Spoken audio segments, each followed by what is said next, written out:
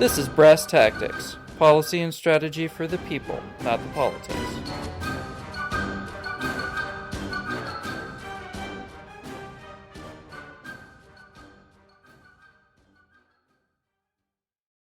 All right, well, welcome back to Brass Tactics. Today we are doing book tactics, and we're going to be sort of cobbling together our own reading list.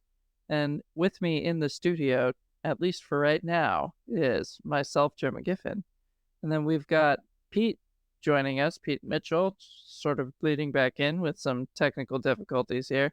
And then I'd like to welcome back Charlie Faint. We had him on quite a few episodes ago, actually. He's one of our, if not our first, our second most distinguished guest. The founder of the Happic Journal, as well as the current sitting managing editor. Sorry, I'm terrible with terminology. And also a night cop. So that's awesome. Night sheriff, sorry. No big deal. You make him sound like he's a freaking mall cop, dude. So Charlie, how you doing this evening? I know. Hey guys, it's great to be back. Thanks for having me back on the show. Yeah, it's awesome to have you, Charlie. You bring the gravitas and dignitas, right? That comes with I guess actual higher education. Well, I'm flattered, Pete. Thank you. We'll see how it ends up. Yeah, so we had a very small spike, a spike of one person, and one extra follower gained after our now I guess seminally famous annual movie review series. So we thought we'd tap into some book ones a little bit here. And any notes you have about authors messed up, titles messed up, what have you, I will happily collect them and put together an apology script for Pete to follow in the next episode recorded after this one. We know it's going to be me making those mistakes. Well, probably, because I feel like you have a more immediate library in your brain than I do. Like it takes me a minute to dust things off if I don't engage with them from time to time, but you have just really astonishing recall by comparison. Unfortunately, sometimes it's incorrect, but that doesn't stop me from being 100% sure I'm right. Often wrong, but never in doubt. I also have a very set idea of which books that I was planning on talking about today. So the books that we're all talking about, only rule is that they have something to do with military leadership strategy, right? So kind of a broad net. And the basis for this, if anybody cares to look it up, for quite some time, most chief of staffs, especially the chief of staff of the Army, had a program where they would launch a reading list with every new chief of staff of the Army, and they'd sort of amend it as needed. I don't think that's particularly gone away per se, but I don't recall if General McConville ever published one. So General Milley, 3 chief of staff of the armies ago, would have been the last one to do one. And General George has sort of a more innovative approach. His website actually links to several different articles, which is a really interesting take. So what does that imply for books? I don't think that they're any less important, but articles are certainly easier to read, even if they don't have the same amount of depth. But regardless, there are books that are passed down from mentor to mentee, from leader to subordinate leader, that have sort of just become like, oh, this is your professional reading. What makes you better as a military professional, as an officer, as a thinker, as a strategist, what have you.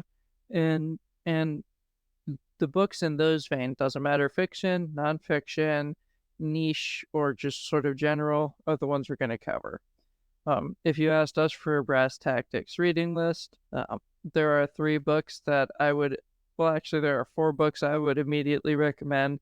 And Pete, if you can't recommend at least 3 of the same 4 books, I might have to let you go. So let's play Survey Says. But I want to note that astonishingly, I just checked Army, Navy, Marine Corps, Air Force recommendations in the DoD library database, as well as the lists that I could actively find, and I did not see any of these 4 books anywhere, which I think in some ways is almost more telling of something problematic.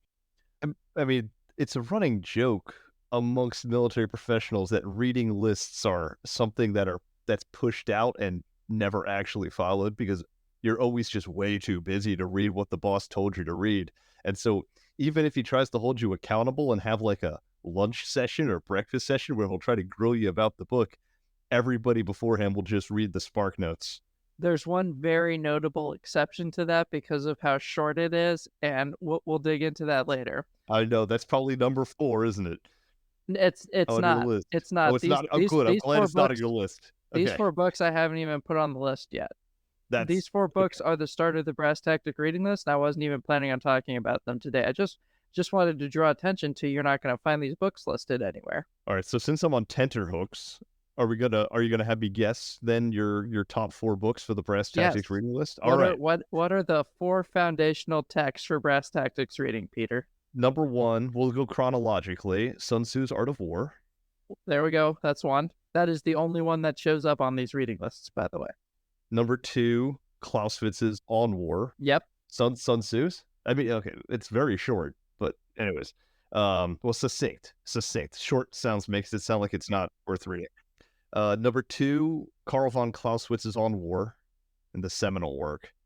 Number 3, would probably be Antoine Jomini. Also, what do you call it? The Principles of War, or On War as well, I think it's The Art of War. or the Art of War? Jomini's. Or is, I don't remember. I just usually call it Gemini now that you mention it. Yeah, Jomini's Art of War, not to be used with Machiavelli's Art of War, which is No, he wouldn't call it The Art of War because he tries to call it a science. yeah. I think it's Art of War. I think the Either book's way, called Art of or War. whatever, because he builds out of an article that I think is called the Principles of War. Oh shoot. Okay, so that's the big 3. Yeah, I guess it is. There we go. On War, Art of War. Yep. So you're 3 for 3 right now. This last one is a little bit of a gotcha. I believe you. Yep, it's Michael Hondel's What would I is what? Masters of War. Oh, okay. Go Because ahead. he goes almost line by line, comparing, contrasting Sun Tzu, Clausewitz, and Mao Zedong and Jomini to try to identify fundamental principles of military theory. And it's an astounding work. And of those 4 books, the only one that shows up really with any consistency is Sun Tzu's Art of War. I would trade out your last one for Corbett's Some Principles of Maritime Strategy. I mean, that's fair, but my army background is probably showing, but Corbett and Mahan are both also instrumental and definitely have pride of places on our reading list. Mahan's actually, I think Mahan's a little easier to read, and that had a serious impact on me when I first read Mahan's Influence of Sea Power Upon History. Corbett's is almost a technical manual by comparison, which makes it a little bit hard to get into, especially so you should start with Mahan before going to Corbett. But yeah, so none of these nerd military theory books are really other than the notable exception of The Art of War, which we give it ample credit and revere it immensely, but also you have to fundamentally recognize it provides the least depth of analysis to look at, right? Oh, I hate to say it too. That it's not just Art of War. Sun Tzu's Art of War goes beyond just the military interest, because like business schools assign the Art of War now as required reading, just because it's like a general way of thinking things. It's no longer just restricted to the military profession.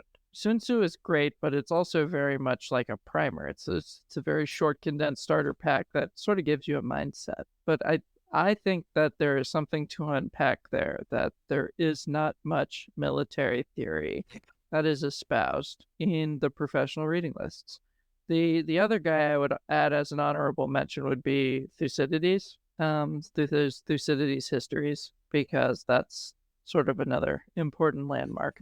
But anyways, with that aside, let's dig into what we all want to add to this list of the Brass Tactics, Book Tactics, trademark, potentially pending reading list. Can I really quick lead off with something that's actually this has been bothering me for a while, that you just said how like the professional reading lists of these ostensibly military organizations lack military theory.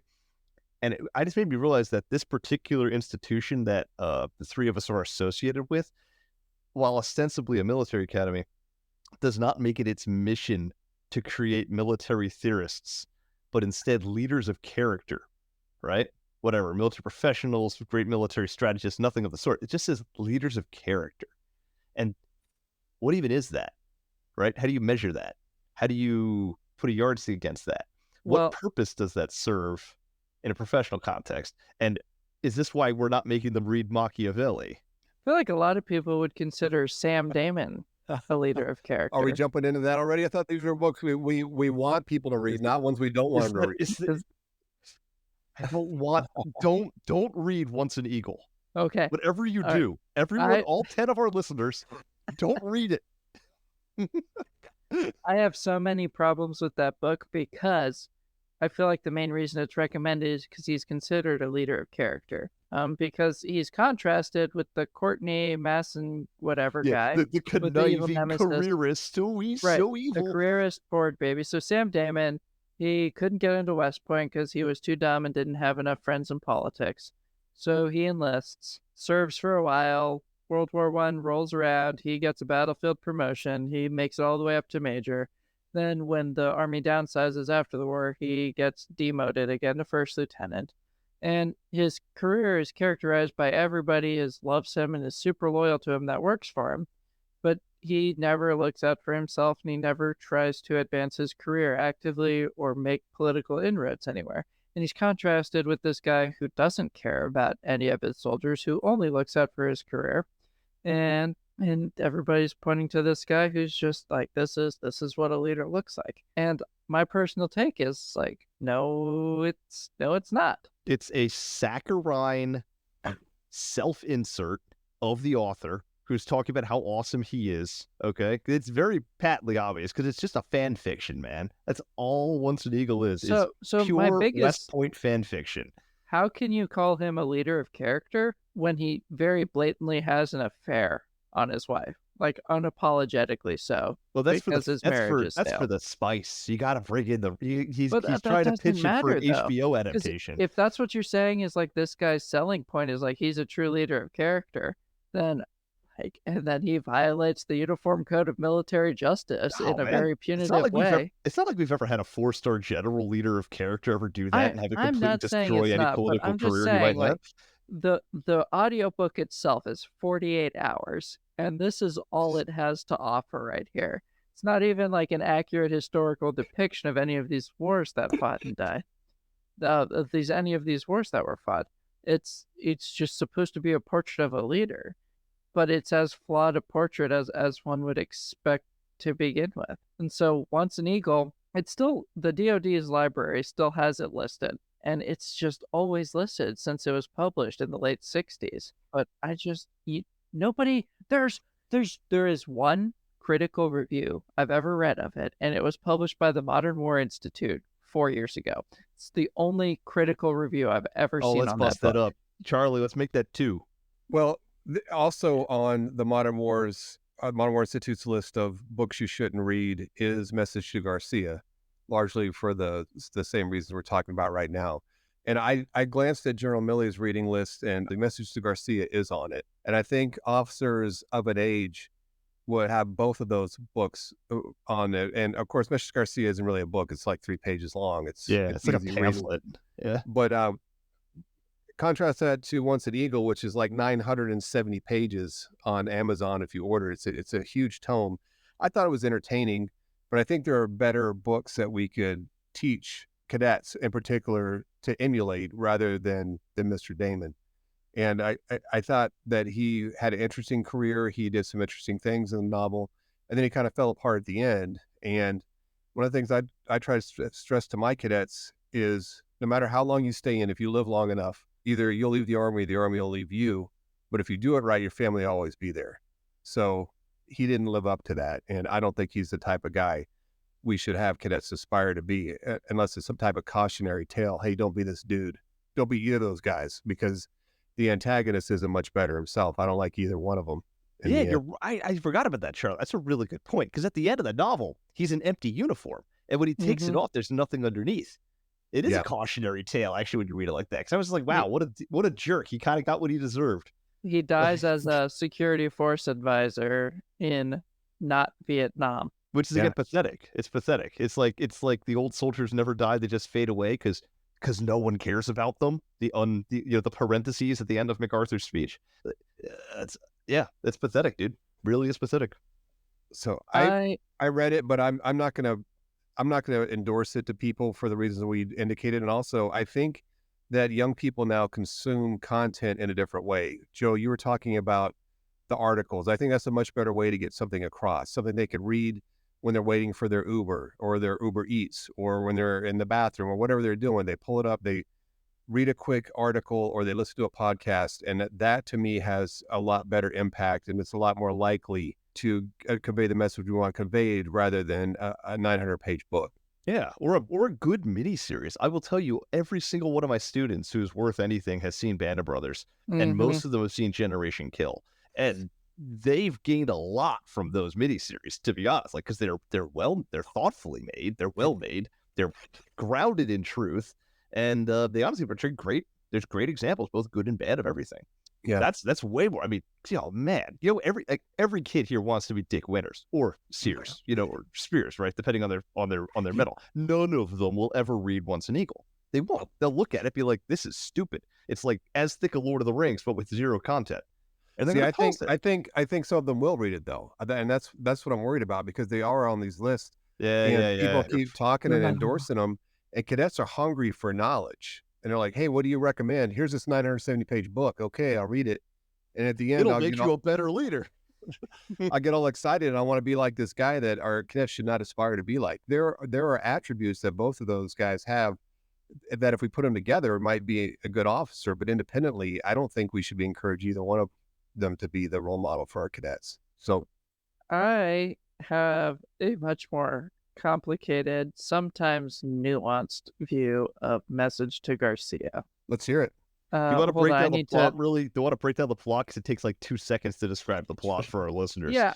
Homeboy's commander gives him a letter and says, "Take this to Garcia." And he basically, is he in the by Philippines hook or by or Cuba? crook, over hill, over dale, goes to Cuba, fights through guerrillas in the backwoods of Cuba, finds this Garcia, of whom, not to sound insensitive, but there's probably several Garcias that live on the island of Cuba, and he delivers the message. It's the end. Roll credits. And and then it ends with, the author is Elbert Hubbard, by the way, and it ends with this like small discourse, like, what we need more lieutenants like this who are willing to carry that message to Garcia. And it's basically article length, which makes it a really, really easy thing to hand out to people to read. And it encourages so many interesting conversations, and it usually just really upsets the kids these days, like, so much. Well, it upsets me. It's a terrible story. When you tell somebody to Message to Garcia, that it basically means don't put any thought into it, don't ask any questions, just start moving out. And I think in the very first paragraph of Message to Garcia, the author holds as an example of Rowan's the name of the protagonist character, because he didn't ask where he was. He didn't ask any questions, he just moved out. And that's not a good way for us to encourage young leaders to do things. If you don't know, you should ask. And as leaders, we shouldn't just give them the bare bones. We need to give them the purpose, the end state, and key tasks, not just turn them loose and expect good outcomes. There are way better short stories out there as well. But yeah, people they like it because they like it, and they're expected to like it. I think Message to Garcia attitude is a crutch for poor leaders who don't understand the problem and just want it fixed. So they'll just say, fix the problem. And especially junior leaders who don't understand the scope of the problem or might not have any idea how to fix it are expected to just go do something about it. I think the work is also clumsily written. It was written in 1899, and it reads like it. Yeah. I was like, why would we have them read something that's clumsily? We don't write this way in the Army. Give them something more modern that it's a good example of good writing and a good example of good leadership, and Message to Garcia is neither. Yeah. If you're going to make them read something from that period, make them read like Incident at Owl Creek Bridge, something that's like actually literarily meritable. But even then, it's like, whatever. That's just war is bad, which it is. You can get something else from that. It doesn't take very long, and it makes for really good conversations, like the one we're having right now. And yeah, it's got its drawbacks, and what it espouses is probably a very abstract ideal. But fundamentally, another message that one can encourage folks to take away from it is, You know, like you need that unity of command like we talked about last episode. Like you need to try and almost divine what your commander needs you to do because communication is always somewhat imperfect. And but yeah, I mean, ultimately, it's a very hyper unrealistic scenario too, right? Like, you definitely at least need a first name to go along with that to really make it happen, especially if you're not just going to open up the letter to see what it says, right? And so like that je ne sais quoi that story is looking for is still valuable. But also, Good word. Well, it seems like we also skipped a whole bunch of steps. Here's a message to Garcia. He delivered it. What do you do in between? How did he accomplish this mission? That would be a much more useful story for young leaders than saying the boss told him to do something, he did it. keep Good your night, kids. receipts. Be good leaders. Don't sign for anything unless you've seen it first. Yeah, but I also noticed the with because we used it at officer candidate school as well, and with each like successive cohort, you're progressively more and more upset. Like, I need more information than this. I say we approach Messenger Garcia from the deconstructionist, anti-colonialist standpoint. And then by the time we're done with it, there'll be nothing left but the title. It's genius, Charlie. Put us down for another MWI article on that. Garcia deconstructed. I have a very, very complicated relationship with it because I see the value that the older, more distinguished generals and strategists and whatnots. I recognize why they value it because of that core message. But like from a practical and subordinate standpoint, like, dude, that's just like hyper unrealistic to expect anybody to accomplish that. Like, you at least need some context at a minimum. But at the end of the day, yeah, it'd be really useful if you don't have to over explain something to somebody and they get it done in exactly the way you needed it to get done. Yeah, there's over explanation and there's simple explanation. Like, again, I mentioned in the opening paragraph, he says that Rowan didn't even ask where he is. I mean, you ask some basic questions. It reminds me of that part in Restrepo, if you remember that Yeah. documentary, where one of the officers said that he didn't study anything about where he was going because he wanted to approach it with an open mind. That is one of the dumbest things I've heard in my whole life. Contrasted with Hal Moore's character in We Were Soldiers, who read every book he could about Vietnam and the region he was going to. Man's mind was so Right, open yeah, his and both brain those fell out. Charlie, I was kicking myself after we signed off on the Brass Tickets episode where we talked about movies for not mentioning Restrepo. Yeah, it's good. I like Restrepo a lot. I used that when I was in charge of the MX400 officership capstone, and we also used to teach Message to Garcia in that. But the guy immediately before me, as I was taking over for him, took it out. And when he explained why, I was like, "Yeah, I totally agree. Take it out of the reading because we don't want this to pass for good leadership because it's not. Disciplined initiative is one of the key components of mission command, but there's disciplined initiative and just setting your eyes up for failure. That before or after So what your we one had Sneagle here is module. this thing.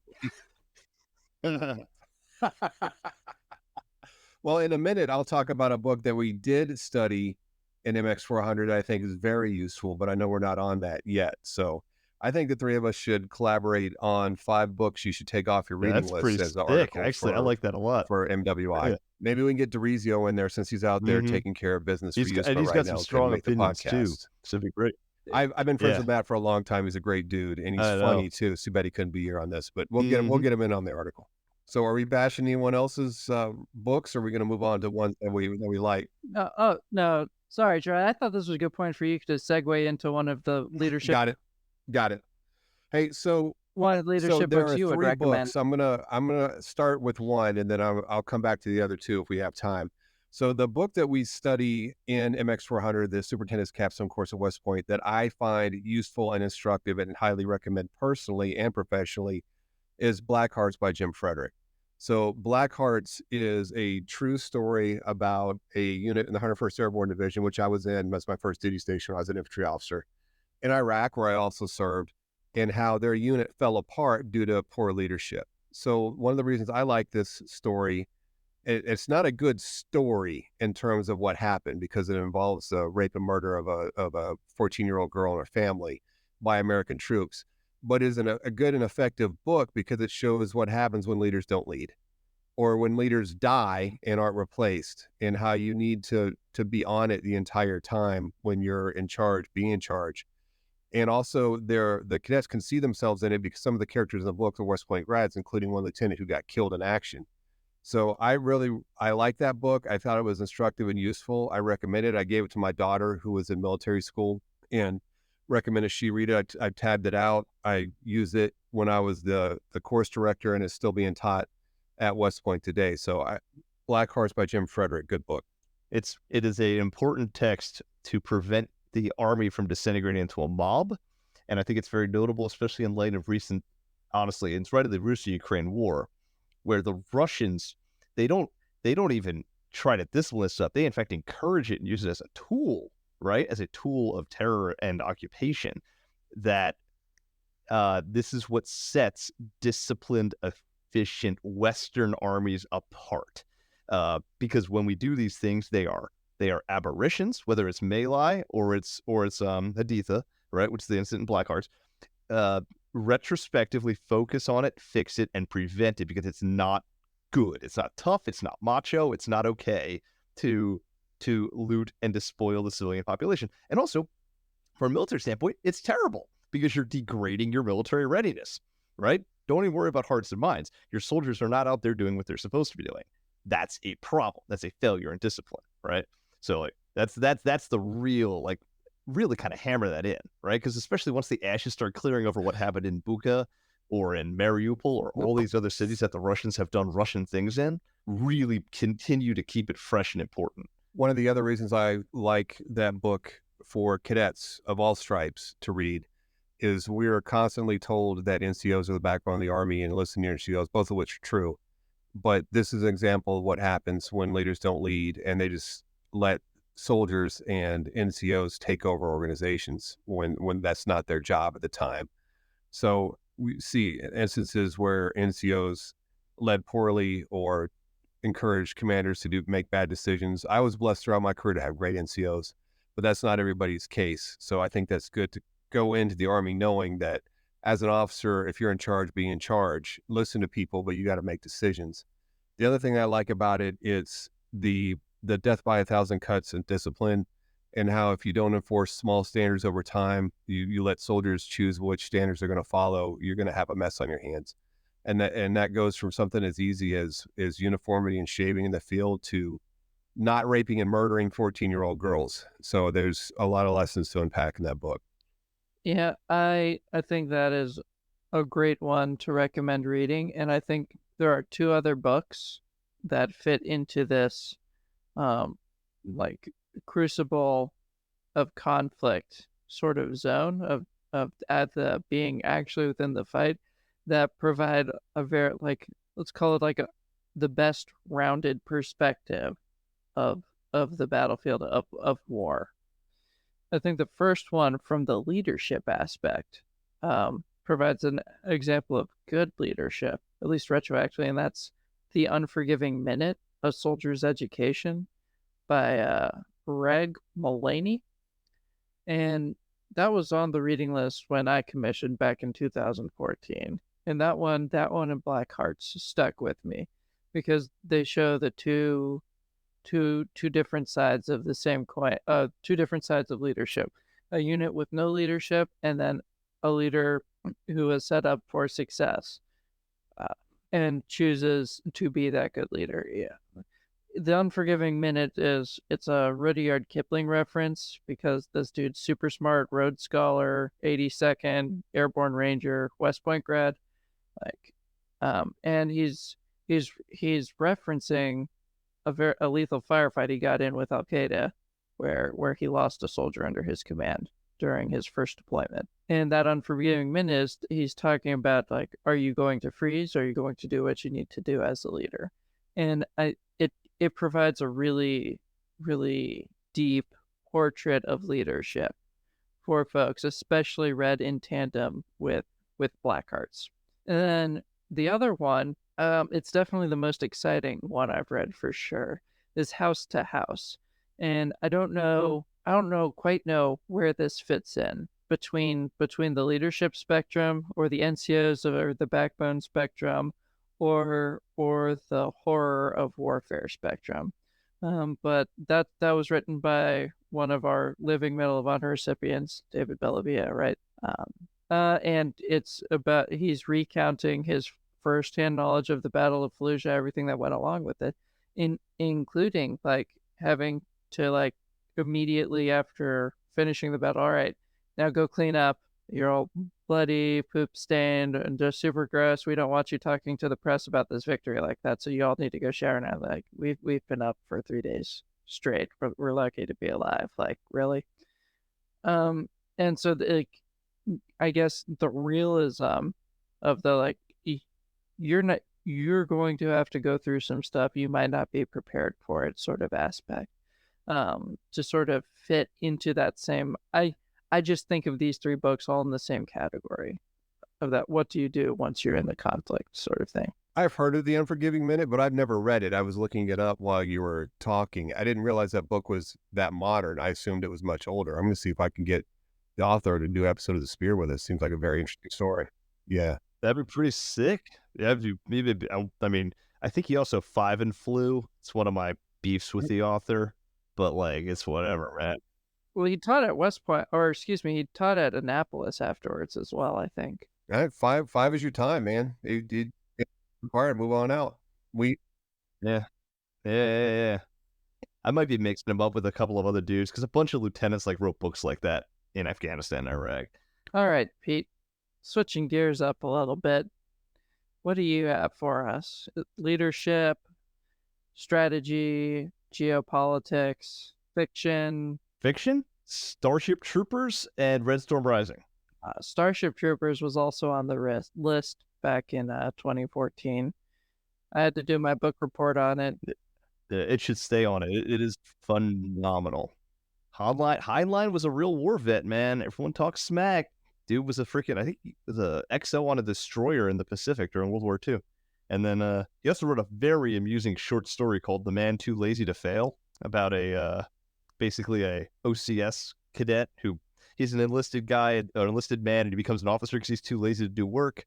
Then he realizes the best way to get promoted is to do it right the first time because he's too lazy to do it twice, so on and so forth until he becomes a 4-star. Very, very funny. But it's neither here nor there. I would say Red Storm Rising by Tom Clancy, it's his, in my opinion, it's his best work. And it is, in terms of geopolitics, chef's kiss. Absolutely perfect. Except there's some weirdness in Iceland. But besides that, everything else is really, really good. Those are my fiction picks. Nonfiction, I would put, like you said, Thucydides. I'd also add Herodotus. Herodotus' Histories, which is a very entertaining read. He's also the father of history. So if you're going to understand strategy, you got to understand history first. So I would add him onto there as well as Thucydides. They are very, very good. Pete, it's interesting that you mentioned Thucydides. I think you guys know I started off in community college. I didn't have the benefit of our lovely institution here by the Hudson. So I wasn't exposed to Thucydides until I was in grad school. And I was assigned a reading for the Grand Strategy program. And I was reading it, and I thought it was Thucydides. Thank God that someone else said the name in class. Oh, I know that. No, I don't. I have the same problem. I read a word and I've never heard it said, and I will horribly mispronounce it. I was relentlessly teased in middle school for saying process because I just sounded it out, right? It's spelled process. Why is it processed? Where's the A?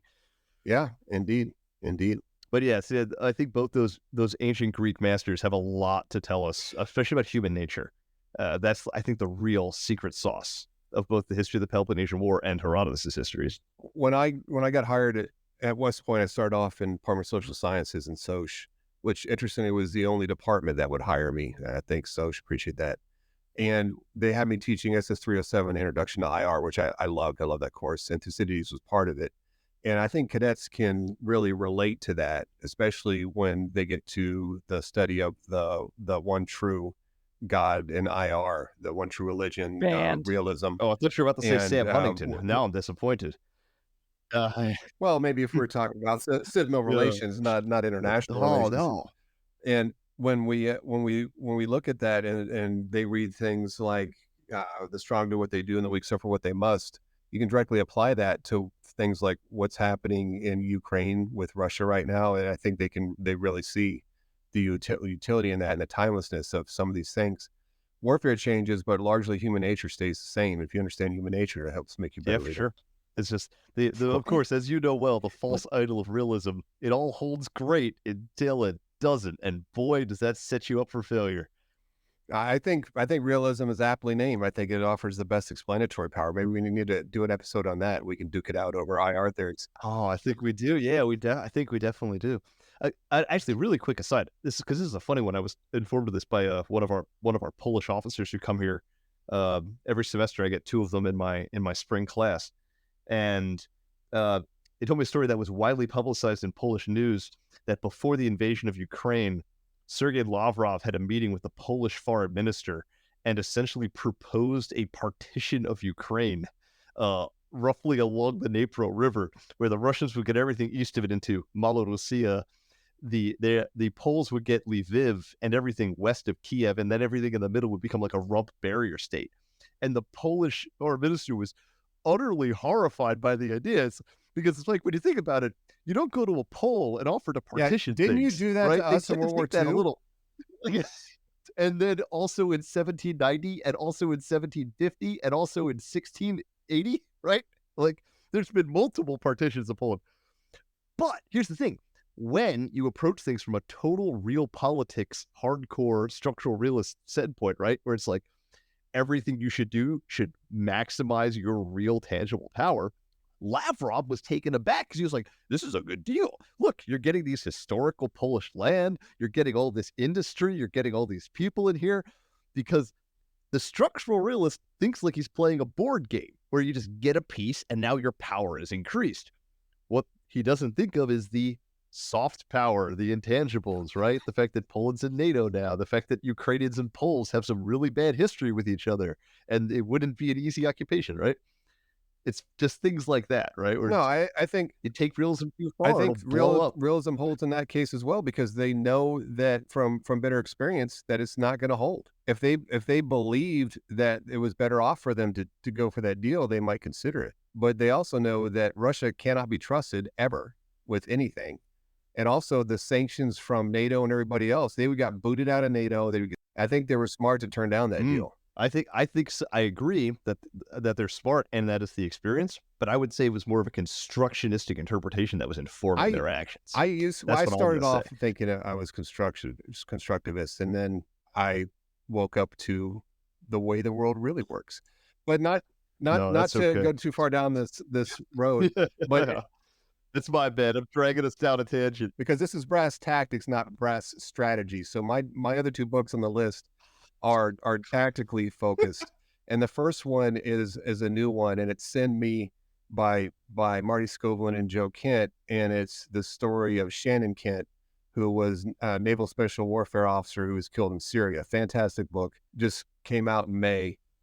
It's a story that we don't hear a whole lot from. It's a female special operator who was killed in action. So great book. Shout out to Marty and Joe for telling this story, especially for Joe, because it's a story about his wife and their family. And as in every family, things aren't good 100% of the time. So I think that's an interesting read and a good book for folks that are interested in how I families are want affected by to warfare. And yeah, good story. before I add some other ones or we open to some other ones. I did want to say that I didn't. The intent wasn't to condemn the current chief of staff reading lists. I know I well I know I kind of like lambasted a little bit when I came in here and I It's was the like, oh, same they as the need last. military It's the because same I as the think last 10 you do chiefs need of staff. military You're not theory. offending Why is the anybody. military and military's academic branches not teaching military theory anymore? It's mind blowing to me. But anyways, that being said, House to House for one is definitely on a few different reading lists still, and some other ones that I think definitely should be read, and I wholly endorse staying on there. Rush Doshi's The Long Game. That one's not. It's yeah, that one we did a whole episode on it because it unpacks China's grand strategy.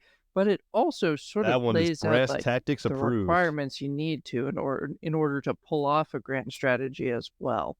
And so that's just a really, really informative piece.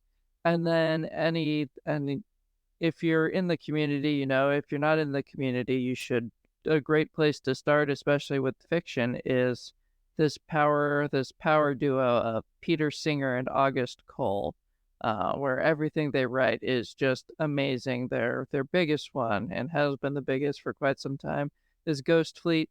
And their thing they much like Michael Crichton, the author of Jurassic Park, Andromeda Strain, and all these other things, and as Pete mentioned in Brass Tickets, Tom Clancy before he sold out to ghostwriters or however you phrased it, And um, Timeline, my favorite. everything they do, it has footnotes from all of the research they did, and like they're painting realistic near future scenarios.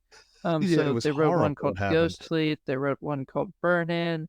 Peter Singer has another one that isn't fiction called Wired to Kill that talks about AI and how it's coming for us, a la Skynet. And then Christian Brose's The Kill Chain is another one that sort of unpacks the implications that these technologies that are being perfected right now have on the future of conflict. And so I wanted to plug those in. My own final addition to the list before I pass it on is I think everybody should read Colin Gray's The Strategy Bridge, because that is the most recently written and most definitive, deep study of military theory published pretty much since Clausewitz. He stops short of saying that he is on the same level as the Great Prussian, as he calls him.